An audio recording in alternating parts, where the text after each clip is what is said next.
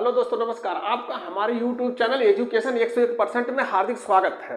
आज की क्लास में हम लोग देखते हैं 19वीं शताब्दी का जो धार्मिक और सामाजिक पुनर्जागरण था, जहां से पेपर में काफी प्रश्न निकल के आते हैं कि 19वीं शताब्दी में किन किन लोगों ने किस किस क्षेत्र में जो है समाज के लिए अहम योगदान दिया, समाज में इन लोगों ने क्या क्या सुधार किया। हिंदू समाज का जो निचला तबका था वो सामाजिक अधिकार और आर्थिक सुरक्षा के लिए जो ईसाई धर्म को स्वीकार कर रहा था। उच्च और निम्न वर्ग, जो समाज का उच्च और निम्न वर्ग था, इन दोनों के बीच जो दरार थी काफी पैदा हो गई थी। अंधविश्वास का जाल था, प्रत्येक समाज में फैला हुआ था। इस अंधविश्वास को दूर करने के लिए समय समय पर अनेक महापुरुषों ने इसमें योगदान दिया। यह नहीं है कि यह केवल आधुनिक भारत में ही था, यह प्राचीन भारत में भी जो ये समाज में व्याप्त बुराइयां हो गई थी उसको दूर करने के लिए अनेक महापुरुषों ने अपना योगदान दिया। जैसे प्राचीन इतिहास में हम लोगों ने देखा कि महात्मा बुद्ध और महावीर स्वामी ने समाज में जागरूकता फैलाई और समाज का जो दोष था उसको दूर करने का प्रयास किया। और मध्यकालीन इतिहास में हम लोग देखते हैं कि कबीर हुए, रैदास हुए। इस प्रकार से मध्यकालीन भारतीय इतिहास में भी कुछ भी महापुरुष हुए जिन्होंने समाज में व्याप्त जो दोष थे उसको दूर करने का प्रयास किया। उसी तरीके से आधुनिक भारतीय इतिहास में जब समाज में व्याप्त बुराइयां हो गई तो इसको दूर करने के लिए कुछ महापुरुष हुए। उस समय का यह सुधार आंदोलन भारत के बुद्धिजीवी वर्ग ने शुरू किया। ये जब प्रारंभ किए थे तो थोड़ी सी कुछ ही एरिया में था। ये किस एरिया में था? अंग्रेजी क्षेत्र का जो प्रेसिडेंसी क्षेत्र था उसी में सुधार आंदोलन शुरू हुआ। हम एक चीज देखते हैं कि ये केवल प्रेसिडेंसी क्षेत्र से क्यों सुधार आंदोलन शुरू हुआ, तो इसके लिए प्रमुख कारण यह था कि जब अंग्रेज जिस क्षेत्र में रहते थे, प्रचुर मात्रा में ये लोग रहते थे, तो अपने आसपास इन लोगों ने शिक्षा को बढ़ावा दिया। साथ में जो भारतीय मध्यम वर्ग था वो भी शिक्षा से जुड़ा। शिक्षा से जुड़ने की वजह से उन्होंने देखा कि समाज में जो व्याप्त बुराइयां हैं वो समाज के लिए घातक हैं और उसको दूर किया जाए। आज की क्लास में हम इन्हीं सामाजिक बुराइयों को दूर करने वाले महापुरुषों के बारे में अध्ययन करने का प्रयास करेंगे कि पेपर में कहां से प्रश्न निकल के आता है। यह महापुरुष मुख्यतः प्रारंभ में ये केवल बंबई क्षेत्र, कलकत्ता और मद्रास प्रेसिडेंसियों से ही समाज सुधार शुरू हुआ, लेकिन ये धीरे धीरे जो समाज सुधार था ये पूरे भारत में फैल गया। इस पुनर्जागरण आंदोलन के अग्रदूत राजा राम मोहन राय के बारे में हम लोग आज की क्लास में पढ़ने का प्रयास करेंगे। राम मोहन राय, अभी हम राजा नहीं कह सकते, राम मोहन राय। हम इन्हीं के बारे में जो भी प्रश्न पेपर में निकल के आते हैं उसको पढ़ने का प्रयास करते हैं। इन राम मोहन राय का जन्म बंगाल में हुआ था। जन्म बंगाल में कब हुआ था? 1774 ईस्वी में। 1774 ईस्वी में राम मोहन राय का जन्म बंगाल के एक ब्राह्मण परिवार में हुआ था। किसमें हुआ था? ब्राह्मण परिवार में हुआ था। ये राम मोहन राय का जब जन्म ब्राह्मण परिवार में हुआ, लेकिन ये क्रांतिकारी विचारधारा वाले व्यक्ति थे राम मोहन राय। इनका 15 वर्ष की अवस्था में, 15 वर्ष की, मात्र 15 वर्ष की अवस्था में एक लेख प्रकाशित होता है। और लेख कैसा प्रकाशित होता है? इनकी कुशाग्र बुद्धि का एक नमूना देखिएगा कि यह समाज में जो व्याप्त बुराइयां थी उसको दूर करने का जो बीड़ा इन्होंने 15 वर्ष में ही दिखाया। ये पैदा तो ब्राह्मण परिवार में हुआ था, जन्म इनका ब्राह्मण परिवार में हुआ था, लेकिन 15 वर्ष की उम्र में एक लेख प्रकाशित करते हैं और उसमें, उस लेख में ये जो है मूर्ति पूजा का विरोध करते हैं। ब्राह्मण परिवार में और मूर्ति पूजा का विरोध ये करते हैं। अब इस विवाद को लेके इनके पिताजी और इनमें कुछ विवाद होता है। इससे ये नाराज होके घर छोड़ के चले जाते हैं। घर छोड़ के कहां जाते हैं? ये नेपाल चले जाते हैं। ये नाराज होके जो है, जब इनके पिता से विवाद होता है, पिता चूंकि ब्राह्मण परिवार से था और ब्राह्मण परिवार में क्या था, मूर्ति पूजा को जो है मान्यता थी, तो इन्होंने सबसे पहले 15 वर्ष की उम्र में क्या किया कि इस मूर्ति पूजा के बारे में ही आलोचना शुरू कर दी, जिससे पिताजी नाराज हो गए और ये इनसे विवाद हुआ। और ये विवाद के बाद ये घर छोड़ के नेपाल चले गए। जब ये नेपाल गए तो वहां इन्हें बौद्ध दर्शन का ज्ञान प्राप्त किया। बौद्ध दर्शन का ज्ञान इन्होंने प्राप्त किया नेपाल जाने के बाद। और क्या हुआ? 1803 ईस्वी में, 1803 ईस्वी में इनके पिता, अपने पिता की मृत्यु के बाद, इनके पिता की मृत्यु हो गई। अपने पिता की मृत्यु के बाद, अपने पिता की मृत्यु के बाद ये कंपनी की सेवा में आ जाते हैं।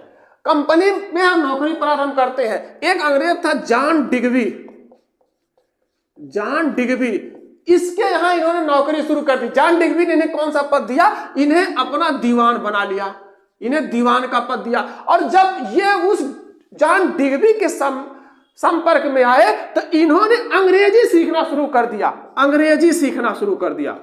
जॉन डिग्बी के संपर्क में आने के बाद ये अंग्रेजी सीखना शुरू करते हैं, और अंग्रेजी सीखने के बाद ये इतने कुशाग्र बुद्धि के थे तो इन्होंने बहुत ही तेजी से जो है अंग्रेजी सीख लिया और एक नई लेखन शैली का विकास कर दिया। नई लेखन शैली, जो अंग्रेज लिखते थे उससे अलग एक लेखन शैली का जो है इन्होंने विकास कर दिया। उस समय का एक अंग्रेज था बेंथम, उसने कहा, जब इस लेखन शैली को देखा तो उसने कहा कि अगर इसके साथ एक हिंदू का नाम नहीं जुड़ा होता, जो नई लेखन शैली अर्थात राम मोहन राय का जो नाम नहीं जुड़ा होता, तो हम ये समझते कि ये उच्च शिक्षित अंग्रेजी कलम से निकली हुई शैली है। केवल इसलिए नहीं हम कह सकते कि ये शिक्षित अंग्रेजी कलम से निकली हुई शैली है क्योंकि इसके साथ एक हिंदू का नाम जुड़ा हुआ है। राम मोहन राय का जो पहला ग्रंथ, राम मोहन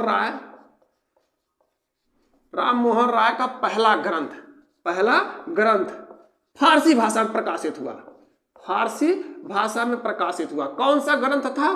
तोहफत उल मुहिद्दीन।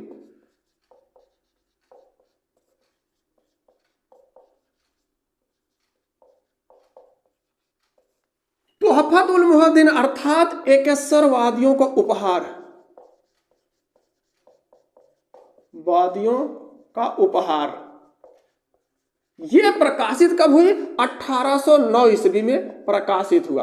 इस किताब में तोहफत उल मुहिद्दीन में राम मोहन राय ने क्या कहा कि जो मूर्ति पूजा है, मूर्ति पूजा का इसमें भी विरोध किया इन्होंने, मूर्ति पूजा का विरोध किया। साथ में इन्होंने क्या कहा कि सभी धर्मों का मूल आधार एक ईश्वर है, सभी धर्मों का मूल आधार है एक ईश्वर। क्या हुआ कि कंपनी की सेवा से इन्होंने त्याग पत्र दे दिया, कंपनी की सेवा से त्याग पत्र दे दिया, कंपनी की सेवा से त्याग पत्र दे दिया। कब? 1814-15 ईस्वी में इन्होंने एक आत्मीय सभा गठित कर दी। 1814-15 में आत्मीय सभा घटित की, 1814-15 में आत्मीय सभा घटित कर दी। 1816 ईस्वी में वेदांत सोसाइटी की स्थापना कर दी राम मोहन राय ने, वेदांत सोसाइटी की स्थापना की 1816 ईस्वी में। और क्या किया इन्होंने? 1820 ईस्वी में प्रीसेप्ट्स ऑफ जीसस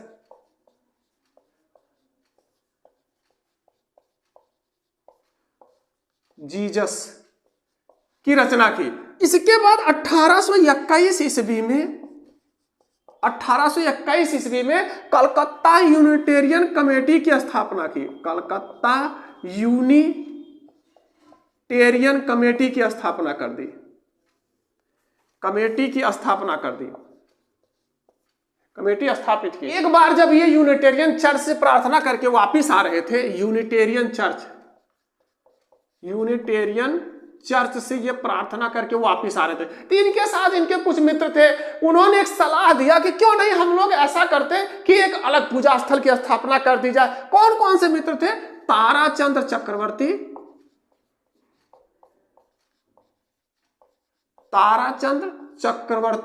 चंद्रशेखर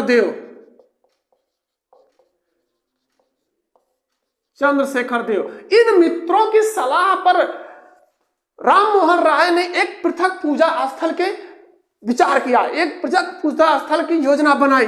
ये पृथक पूजा स्थल 20 अगस्त 1828 ईस्वी को ये जो विचार थे ताराचंद चक्रवर्ती, चंद्रशेखर देव के साथ में जो राम मोहन राय ने एक सपना देखा कि अलग पूजा स्थल होना चाहिए, तो वो 20 अगस्त 1828 ईस्वी को मूर्त रूप में आता है। उसका नाम क्या रखा गया? ब्रह्म सभा। बाद में यही ब्रह्म सभा जो है ब्रह्म समाज के नाम से जाना गया, इसी को ब्रह्म समाज के नाम से बाद में इसको जाना गया। प्रारंभ में जब 20 अगस्त 1828 ईस्वी को जब कलकत्ता यूनिटेरियन चर्च से प्रार्थना करके वापस आ रहे थे, ताराचंद चक्रवर्ती और चंद्रशेखर देव ने जो सलाह दिया था वो 20 अगस्त 1828 ईस्वी को क्रियान्वित हुआ। और कौन सी सभा बनी? ब्रह्म सभा के नाम से जो एक संस्था बनाई गई, अलग पूजा स्थल होगा। बाद में यही जो ब्रह्म सभा थी, ब्रह्म समाज के नाम से इसके पहचान मिली। जो भी इस ब्रह्म समाज या ब्रह्म सभा का सदस्य होगा, जो भी इस ब्रह्म समाज या ब्रह्म सभा का सदस्य होगा, उसको प्रत्येक शनिवार के सायंकाल एकत्रित होना है और इस धर्म से संबंधित जो भी समाज में व्याप्त बुराइयां होगी उसको दूर करने के लिए चर्चा होगी। प्रत्येक शनिवार के सायंकाल शाम को जो है यहाँ पर चर्चा के लिए आपको एकत्रित होना है। राम मोहन राय ने एक डच घड़ी साज था, डेविड हेयर, डच घड़ी साज, उसका नाम था डेविड हेयर। इसके सहयोग से 1817 ईस्वी में कलकत्ता हिंदू कॉलेज की स्थापना की।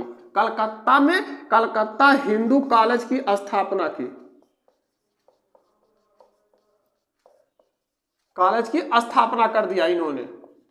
1817 ईस्वी में कलकत्ता हिंदू कॉलेज की स्थापना के साथ साथ इन्होंने 1825 ईस्वी में वेदांत कॉलेज की स्थापना कर दी, वेदांत कॉलेज की स्थापना की। राम मोहन राय को पत्रकारिता का अग्रदूत कहा जाता था, पत्रकारिता का अग्रदूत। पत्रकारिता का अग्रदूत क्यों कहा जाता है? तो इन्होंने 1821 ईस्वी में ही 1821 ईस्वी में बंगाली भाषा में एक पत्रिका निकाली, उसका नाम था संवाद कौमुदी। संवाद कौमुदी इन्होंने जो है 1821 ईस्वी में निकाला। और 1822 ईस्वी में फारसी भाषा में इन्होंने एक पत्रिका निकाली, फारसी भाषा में। उस पत्रिका का क्या नाम था? मिरात उल अखबार।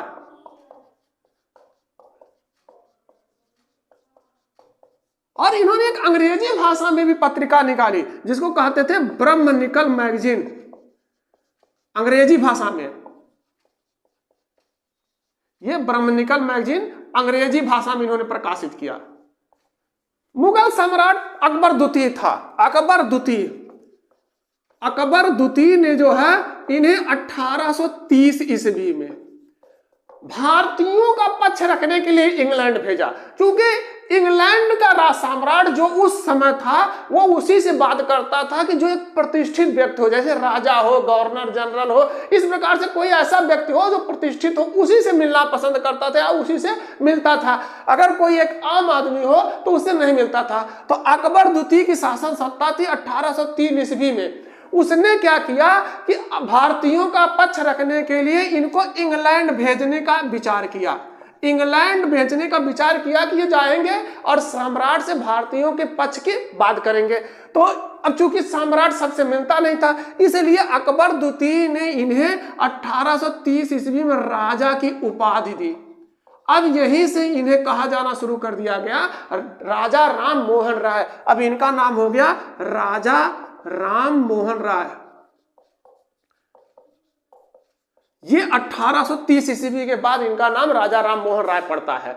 ये पहले भारतीय थे जो समुद्री मार्ग से इंग्लैंड गए, समुद्री मार्ग से इंग्लैंड गए।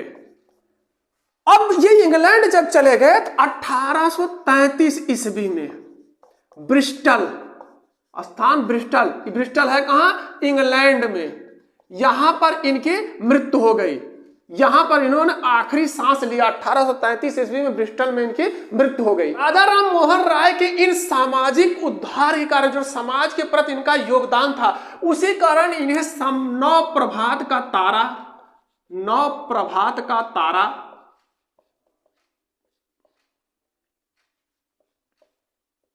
आधुनिक भारत का पिता,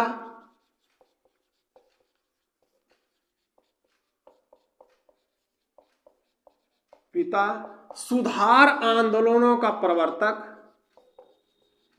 सुधार आंदोलनों का प्रवर्तक,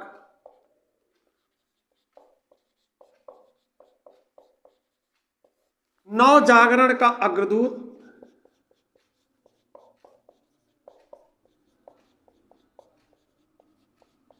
इन सभी उपाधियों से इनको विभूषित किया गया था। ये इतने योग्य व्यक्ति थे कि ये सारी विभूतियां इनके साथ जुड़ी हुई थी। जब राजा राम मोहन राय इंग्लैंड चले गए, तो इस ब्रह्म समाज का जो है, इस ब्रह्म समाज का नेतृत्व, इस ब्रह्म समाज का नेतृत्व रामचंद्र विद्या बघीश ने करना शुरू कर दिया। रामचंद्र विद्या बघीश करते थे, रामचंद्र विद्या बघीश करते थे। अब उसके बाद क्या हुआ कि जब इनकी मृत्यु हो जाती है ब्रिस्टल इंग्लैंड में, तो उसके बाद इसका नेतृत्व द्वारिकानाथ टैगोर करते हैं। द्वारिकानाथ टैगोर करना शुरू कर देते हैं। इसकी अध्यक्षता, ब्रह्म समाज का जो अध्यक्षता द्वारिकानाथ टैगोर करते हैं। 1843 ईस्वी में इस ब्रह्म समाज का नेतृत्व जो है देवेंद्र नाथ टैगोर करते हैं। देवेंद्र नाथ टैगोर के हाथों में आ गया इस ब्रह्म समाज का नेतृत्व, देवेंद्र नाथ टैगोर को। लेकिन 1856 ईस्वी में देवेंद्र नाथ टैगोर जो है पहाड़ी क्षेत्र में चले जाते हैं, पहाड़ी क्षेत्र में भ्रमण के लिए चले जाते हैं और ब्रह्म समाज का नेतृत्व ये छोड़ देते हैं। अब ब्रह्म समाज का नेतृत्व केशव चंद्र सेन के हाथों में आ गया, केशव चंद्र सेन के हाथों में आ गया। अब इसके जो है सर्वे सर्वा केशव चंद्र सेन हो गए ब्रह्म समाज का। ये जो देवेंद्र नाथ टैगोर थे, ये 1865 ईस्वी में वापिस आते हैं। 1865 ईस्वी में देवेंद्र नाथ टैगोर ये वापिस आते हैं और देखते क्या है कि जो ब्रह्म समाज का नेतृत्व है वो केशव चंद्र सेन के हाथों में है। लेकिन इन्होंने क्या कहा कि जो मैं न्यासी हूं, इसका पहले से अध्यक्ष हूं, इस न्यासी की हैसियत से इन्होंने केशव चंद्र सेन को जो है अपदस्थ कर दिया, केशव चंद्र सेन को हटा दिया इनके पद से। अब केशव चंद्र सेन ने क्या किया कि 1865 ईस्वी में एक दूसरे ब्रह्म समाज, आदि ब्रह्म समाज की स्थापना कर दी, आदि ब्रह्म समाज की स्थापना की। आदि ब्रह्म समाज की स्थापना 1865 ईस्वी में केशव चंद्र सेन ने कर दिया। यही आदि ब्रह्म समाज बाद में भारतीय ब्रह्म समाज कहा गया, भारतीय ब्रह्म समाज कहा गया। और ये देवेंद्र नाथ टैगोर वाला जो था ये केवल ब्रह्म समाज कहा गया।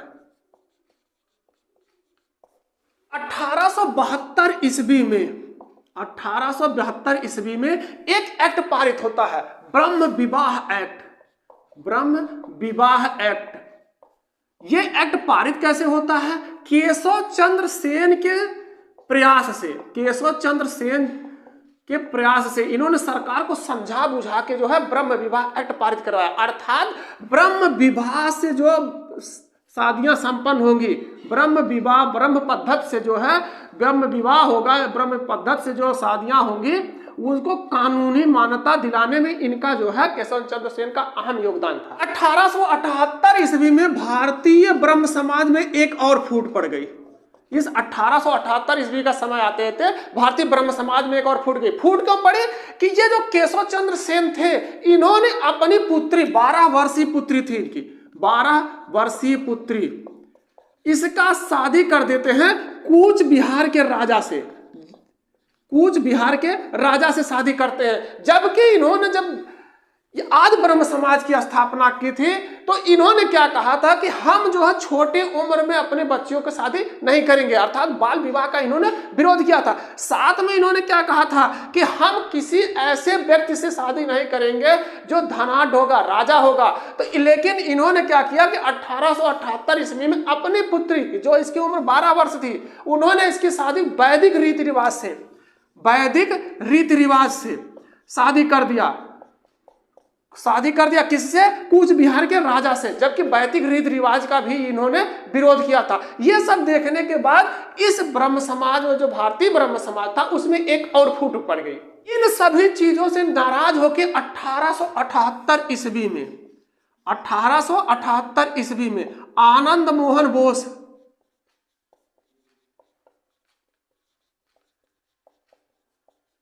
और शिवनाथ शास्त्री,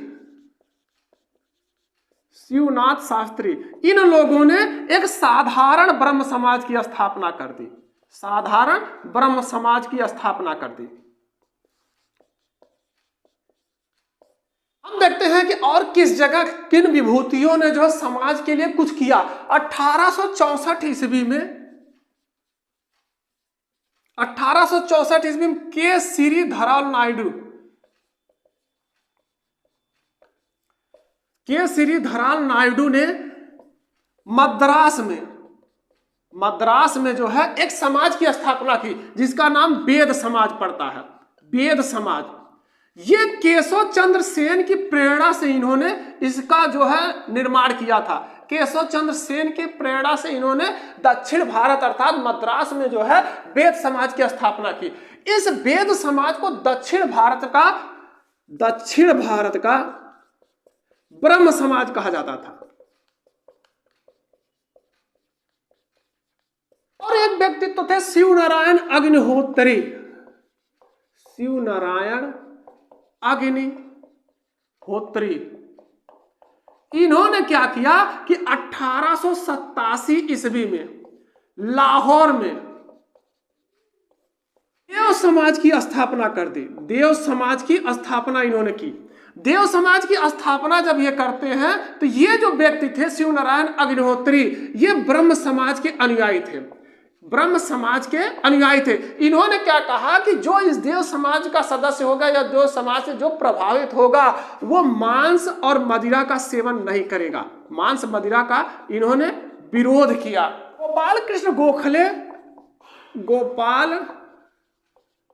गोखले ने 1905 ईस्वी में बंबई में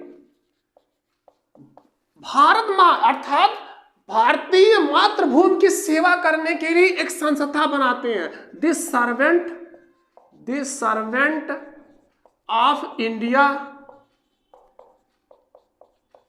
इंडिया सोसाइटी अर्थात इसका अर्थ था भारत सेवक संघ।